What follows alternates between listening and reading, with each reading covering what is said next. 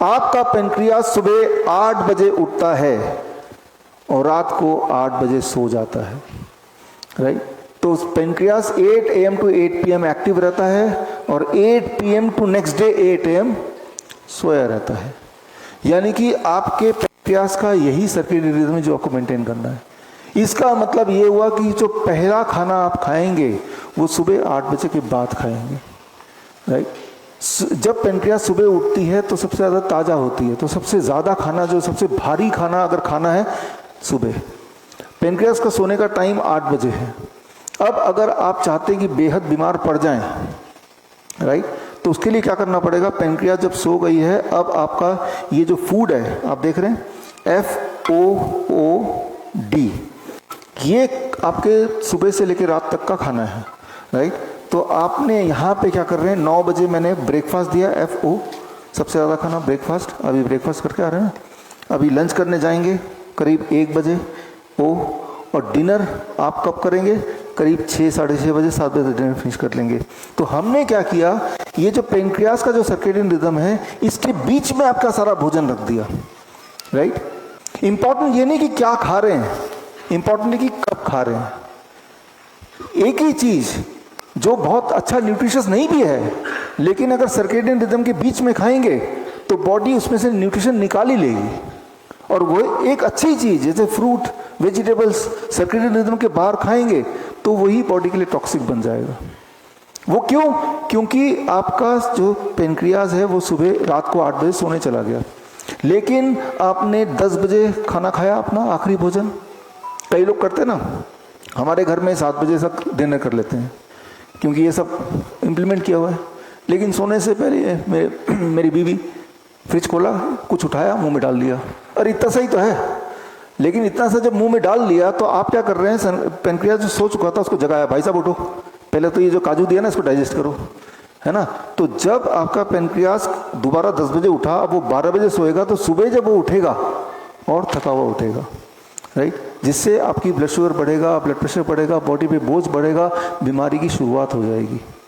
तो स्ट्रिक्टली खाना कम नहीं खाना है, लेकिन कम टाइम फ्रेम के बीच में खाना है।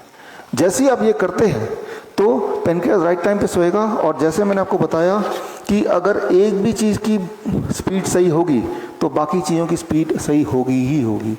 अगर पेनक्रियास का सर्केडियन रिदम को ठीक कर दिया तो बाकी की किडनी, हार्ट पे आने लगेगा ही लगेगा। तो ये टाइम एज मेडिसिन जिसके बारे में हमने डिस्कस किया था वो यही है। इसकी कुछ इंटरेस्टिंग बातें हैं, उसको समझना होगा कि आप जब सुबह पेनक्रियास 8 बजे उठा, सबसे ज़्यादा फ्रेश कब है, एनर्जेटिक कब है? सुबह है। तो सबसे ज़्यादा उसको काम सुबह चाहिए, लेकिन अनजाने में हम में से बहुत सारे लोग सुबह का नाश्ता स्किप कर देते हैं, जल्दी में सीधा वो ब्रंच करते हैं, दोपहर को 12 बजे ही खाना खाएंगे। पहला खाना जो है ये जो ब्रेकफास्ट है इसको हटा दिया, है ना, जल्दीबाजी में। अगर आप ब्रेकफास्ट को हटाते हैं, सीधा लंच करते हैं, लंच 12 बजे कर रहे हैं, है ना, और ऐसा जब करेंगे तो आप देखेंगे 2-4 दिन में आपका ब्लड शुगर बढ़ने लगेगा। खाना नहीं खाने से भी ब्लड शुगर बढ़ता है। मैं यही बताना चाह रहा हूँ कि ब्लड शुगर बढ़ने के कितने सारे एस्पेक्ट्स हैं, कितने सारे उसके कंट्रोल्स हैं। सुबह जब आपके पेनक्रियास को सबसे ज़्यादा ज़रूरत थी काम की, तब आपने कोई काम नहीं दिया, राइट। यानी कि अगर आप डायबिटीज़ पेशेंट बनना चाहते हैं तो एक आसान तरीका है कि अपना ब्रेकफास्ट स्किप कर दीजिए, तो आपके लिए आसान होगा डायबिटीज़ पेशेंट बनना, राइट। इसका उल्टा, अगर आप डायबिटीज़ ठीक करना चाहते हैं तो सबसे ज़्यादा खाना ब्रेकफास्ट में होना चाहिए, उससे कम लंच, और सोने से पहले वाला जो खाना है, रात वाला जो खाना है, वो सबसे कम। लेकिन हम इसका उल्टा करते हैं, ब्रेकफास्ट तो खाते ही नहीं है, लंच कैसे ना कैसे ऑफिस में कर लेते हैं, और डिनर जो है वो भरपेट रात के 10 बजे टीवी देखते हुए तब खाते हैं। ऐसे करते हैं ना, राइट। और फिर सोचते हैं मैं तो एक मील भी नहीं खाता हूँ, एक ही बार मौका मिलता है रात को खाने का, वहीं एक बार खाते हैं, राइट। तो आपने यहाँ 2 गड़बड़ की, एक तो खाने की क्वांटिटी रात वाला ज़्यादा रखा, दूसरा पेनक्रियास के सर्केडियन रिदम के बाहर रखा। तो इससे पूरा रिदम बिगड़ गया, ना केवल पेनक्रियास का, उसकी वजह से बाकी का भी बिगड़ गया, राइट। एंड वो एक दिन में नहीं कोई असर आएगा, 6 महीने, 7 महीने, साल, 2 साल करना पड़ेगा तो बीमार पड़ेंगे, एक दिन में नहीं पड़ेंगे, राइट। एवरी डे आपको रिपीटेटिव भी करना पड़ेगा तो ही आप बीमार पड़ेंगे। अब तभी मैंने ब्रेकफास्ट बोला है FO double, lunch medium, dinner छोटा।